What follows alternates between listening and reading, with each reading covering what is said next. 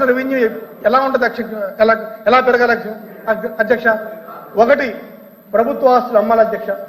మరి ప్రభుత్వ ఆస్తులు అమ్ముతారా, లేకపోతే తాకట్టు పెడతారా, లేకపోతే ఏదైతే మీరు పథకాల కింద డబ్బులు పెట్టారో, లేకపోతే తలకాయల్ని తగ్గిస్తారా? మీరు పెట్టిన డబ్బులు ఖర్చు చేయలేమని చెప్పాలి కదా అధ్యక్ష. అదేవిధంగా అధ్యక్ష, ట్యాక్స్ రెవెన్యూస్ అధ్యక్ష 14,000 కోట్లు పెట్టారు అధ్యక్ష.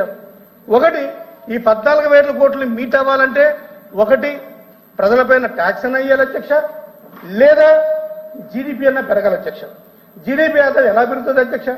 మళ్ళీ సంపద సృష్టిస్తారని చెప్పి మళ్ళీ ఇటు వస్తారు అధ్యక్ష. అధ్యక్ష, ఈ 80,000 కోట్ల రూపాయలు ఫిస్కల్ డెఫిసిట్ తోటి మళ్ళీ ఫైనాన్స్ మినిస్టర్ గారు ఏమంటారు అధ్యక్ష? ఈ బడ్జెట్ లో అసలు స్టేట్ కి రుణ సహకరణ సామర్థ్యం జీరోకి పడిపోయింది అని చెప్తారు అధ్యక్ష. మరి ఇది ఎలా మ్యాచ్ అవుతుంది అధ్యక్ష? నాకైతే అర్థం కదా అధ్యక్ష. అయితే ఈ 1,00,000 కోట్ల